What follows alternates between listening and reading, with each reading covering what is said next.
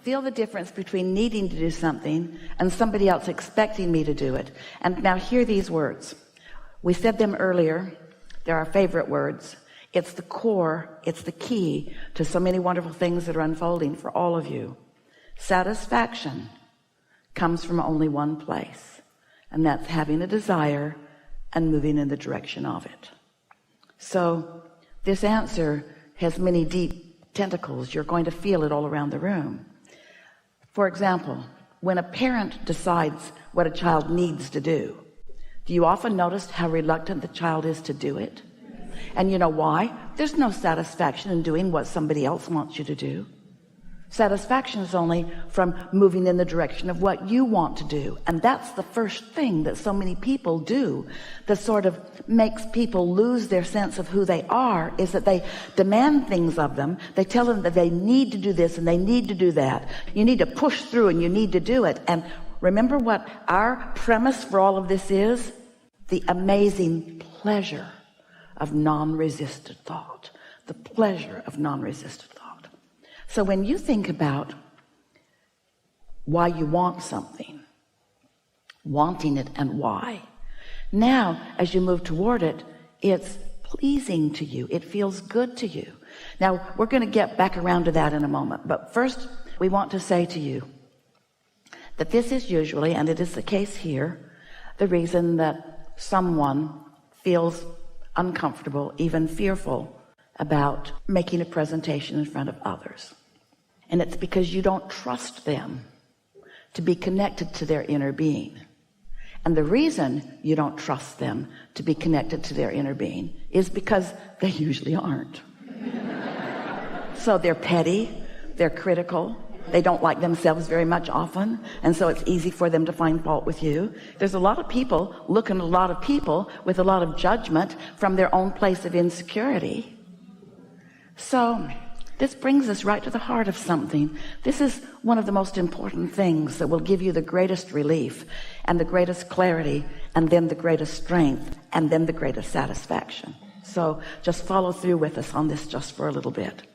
This inner being of yours that we've been talking about, this pure positive energy, larger part of you, who is always adoring you and always acknowledging your value, that's who you're wanting to tune to. You want to calibrate to your inner being who knows you, not to some disconnected person who's having a really hard time. It's an interesting thing. We hear people, often speakers, and they will stand on a stage, even in a crowd where there are many people who are on their side. But if there is a heckler or someone in disagreement, they say often, I don't know why I keep playing to the guy that I know doesn't like me. And we say, it's because there's this thing that humans do. It doesn't work well for you, but you keep doing it. We're hoping you get over it today. And that's where you want others to get you. Well, sometimes they're just not going to get you because they're on a different vibrational wavelength. You can't get sick enough to help sick people get well, or poor enough to help poor people be prosperous. You can't become confused enough to give somebody clarity. And yet that seems to be what so many want from you. They want your resonance with them where they are. And do you know, did you follow that just a little bit?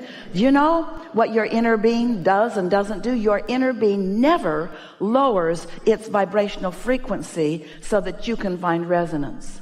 Your inner being always stays right where it is, in love and knowing, which gives you the opportunity to allow your vibration to rise to meet it.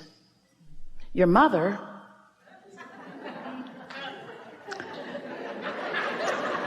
she moved around and she did you a disadvantage. She sided with you when you were complaining, and she sympathized with you when you were feeling sorry for yourself and those sorts of things. But your inner being does not. And so when you decide that you're going to reach for the way your inner being feels about the subject of your presentation, and that's not just going to be the dominant thing that you care about, it's really the only thing that you care about. You're going to be tuned in, tapped in, turned on, and you're going to be good at what you do, and you're going to deliver what you have to say, and you're going to love every minute of doing it because there's no resistance within you. You see what we're getting at? But in the minute that you turn your attention to what others think of you, oh, can you imagine? So just to be absurd, to really make a strong point, let's say that it's important to you that you be appreciated by others, because it's easy to feel good. When you see something that makes you feel good, you feel good. And when you see something that makes you feel bad, you feel bad. And a lot of people would say, well, all of this stuff that makes me feel bad needs to change so that I can feel good. It's really a conditional approach to life. It's ridiculous and it's impossible. It's like putting out an advertisement that reaches everyone on the internet that says, here's my picture, and here's what I need from you should we meet.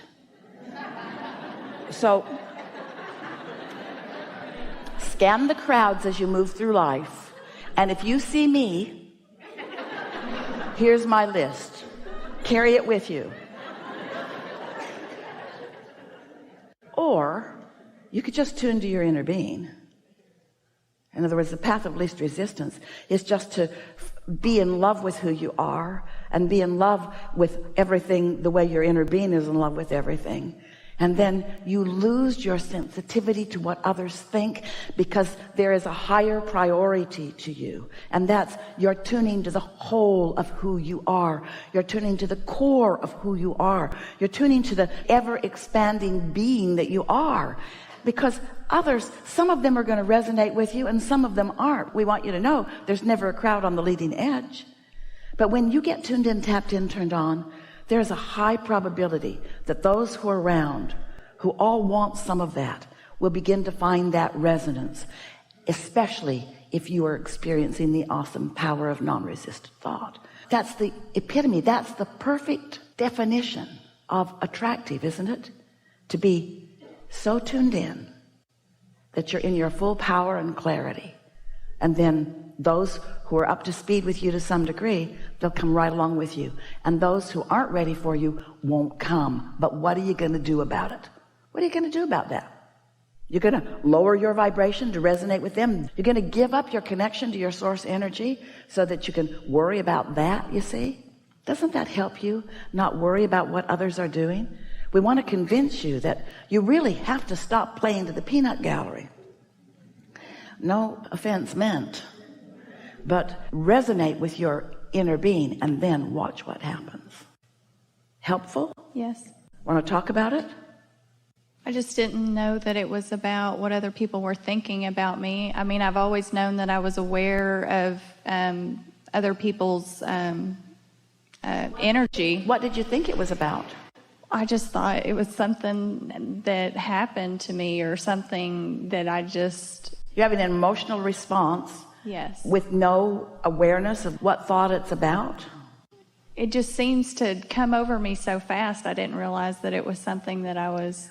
So now that leads us to another really important thing to talk about here today, and that is, we've been talking recently, we'll talk a lot about this today, about getting out ahead of it. Earlier you heard us say that you have patterns of thought. That's what beliefs are. So sometimes you have a belief that is serving you. Sometimes you have a belief that isn't serving you.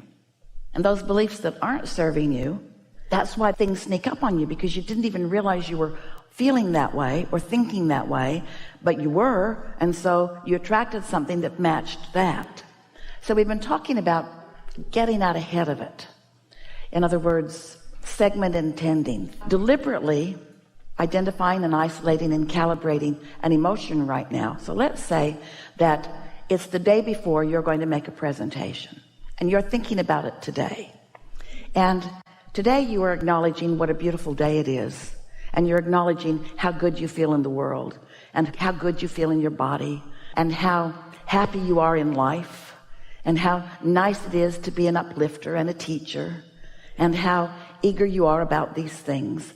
And because this presentation is tomorrow, it's easier for you today to identify those things and sort of prime the pump and get the energy moving about them. You might even go so far as to acknowledge how happy you are to have this role that you get to play tomorrow, and how eager you are to see how it plays out, and how much fun that it could be, how much fun that it will be. And so just by having those thoughts here today, with little or lesser resistant competition about them, you have gotten out ahead of it. You follow that? So tomorrow, we promise you, will go better for you than it would have had you not done that. That's what we call getting out ahead of it. Meditation accomplishes that too, because when you quiet your mind, you stop thought. And when you stop thought, your vibration rises. So now, this idea of getting out ahead of it, we want to point out, Esther catches herself doing this almost every day about something, getting out ahead of it in the opposite way that she means to. Just now we would say that's co-creation at its best. Those thoughts that we were encouraging about what's going to take place tomorrow, but acknowledging how good you feel today, that's co-creating at its best, you and the universe and your inner being. But sometimes if you have a worrisome thought, like it just comes over me so fast, I don't know what happens, I just remember that I get prepared and I think I'm ready and then I'm not. Don't do that, because that's the opposite of what we're talking about. But it is getting you ready for something. It is preparing you for the next segment, but it's preparing you for a segment that you're not going to enjoy that much when you get there, you see. So when you start getting a handle on this and you start getting out ahead of it deliberately when it's easier, and then you start noticing how much better things go for you because you're out ahead. Esther has a notebook, a stack of notebooks now, and she decided to take this a little bit to an extreme, and so she is segment intending almost every segment of her life experience these days by sitting and writing for about 60 seconds about the next segment that she's moving into. Back in the very early days, Jerry asked, Abraham, are there any like laws of the universe or anything that if we could really get a handle on, it would help us to understand how all of this works? And we said, there's the law of attraction, and then we defined it. You're a vibrational being, and as you emanate a signal, you will attract like to you. The second law we called the law of deliberate creation. That's where you think on purpose. You can do it by default. That's what most people do. They look over there and they think about that, and they look over there and they think about that. But very few people are guiding their thoughts according to their guidance systems, because very few people are trying to harmonize with the larger part of them. They don't even know that larger part exists sometimes. And they certainly didn't realize that that larger part of them is thinking right here, right now about what they're thinking about. The law of deliberate creation. Paying attention to your emotions and thinking in the direction of what you want as your inner being does. The third is the law of allowing. That means I have isolated and identified and calibrated my frequency to the frequency of my source. So I have the clarity and the knowledge of all of that inside. And then the fourth, we said, was segment intending. You're moving into a new segment all the time. When the phone rings, new segment. When you're at the dinner table and all of you are there except that one who's always late, and then that one gets there, new segment. Constant new segments, new segments, new segments. And if you will stop and identify what you most want from this segment, you activate within yourself. You cause yourself to be one of the cooperative components that is already gathered. In other words, your inner being has already gathered cooperative components. Often you're the only holdout. But when you segment intend, often it causes you to be a cooperative component. So segment intending, Esther will write segment. Brush my teeth, put on my face, and comb my hair. That's her segment. Takes 30 minutes. Segment. And then she will write, I feel such appreciation for this lovely space in which I can prepare myself for the day. I love this music that is playing right here and now. I love these products. Took me a while to find them. I really, really like them. I like the way this smells. I like the way this smells. I like the way this smells. In other words, just looking for things to feel good about and setting her vibrational frequency for well-being, for attraction. And then the next segment, make my bed and move the stuff back where it belongs. 30 minutes. Just focusing with deliberate intent for the purpose of activating genuine, not fake, genuine appreciation for something that she's focused upon. It gets that momentum going. You spend a day identifying what you like about this and what you like about this and what you like about him and what you like about her and what you like about this, what you like about that. Pretty soon you've got a point of attraction going where the entire world seems like they got your memo. When you see me do this, it's like they got the memo. And those that are not a vibrational match to this pure positive energy stream that you've got going, they bounce off of you. It's like they're not even in the same world that you're in. While those that have components that match up with some of the things that you've got actively flowing through you come into your experience.